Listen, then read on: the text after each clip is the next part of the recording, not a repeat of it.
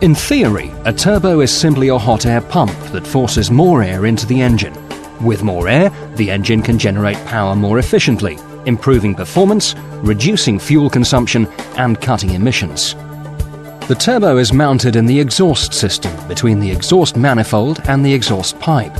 As exhaust gas exits the engine, it drives the turbine, which turns the compressor, pulling in air and compressing it. Oil passes through the turbo, providing vital lubrication.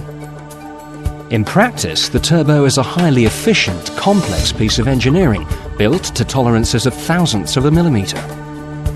It comprises a turbine and compressor connected by a shaft supported on a bearing system. The turbo is driven by the waste energy from the exhaust gas. The exhaust gas enters via the turbine housing, turns the turbine, and leaves through the exhaust outlet. Exhaust gas temperatures can reach 950 degrees C, which means that special high-temperature materials are needed for the turbine wheel and housing. The speed and load of the engine determines how fast the turbine wheel spins. With the engine at idle, the turbine spins at minimal speed. As more gas passes through the turbine housing, the turbine rotates faster. At full speed, the turbine wheel can rotate at up to 240,000 RPM. The compressor wheel is connected to the turbine by a forged steel shaft and is powered by the spinning turbine.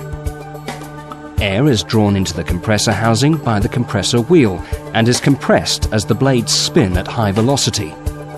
The shape of the housing converts the high-velocity, low-pressure airstream into a low-velocity, high-pressure airstream at the outlet. Air enters the compressor at ambient temperature, but leaves it at up to 200 degrees C. As air temperature increases, its density decreases, which reduces power.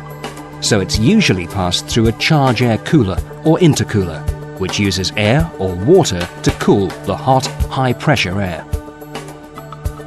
The forged shaft linking the turbine and compressor runs in a bearing housing, lubricated by oil from the engine. The oil is fed under pressure into the bearing housing to the journal bearings and thrust system. The oil also acts as a coolant, taking away heat generated by the turbine. The journal bearings float on a film of oil between bearing and shaft and bearing and housing. The clearances for these oil films are critical. At both ends of the bearing housing are unique oil seals. Totally unlike normal engine oil seals, they're specially designed to cope with the turbo's extreme temperatures and pressures and help ensure that oil does not leak into either compressor or turbine housings. A small turbine will give a good response at low engine speeds.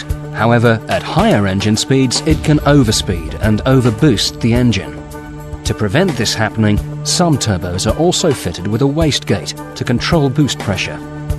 As soon as the pressure reaches a preset maximum level, a valve opens, allowing the excess exhaust gas to bypass the turbine wheel and go straight out through the exhaust.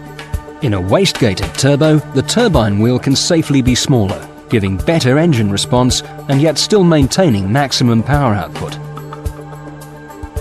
Turbos with or without a wastegate can be successfully stripped and remanufactured, as long as the manufacturer's exacting specifications are followed and genuine new replacement parts are used. All remanufactured turbos supplied by us use genuine new replacement parts and are to OE standards.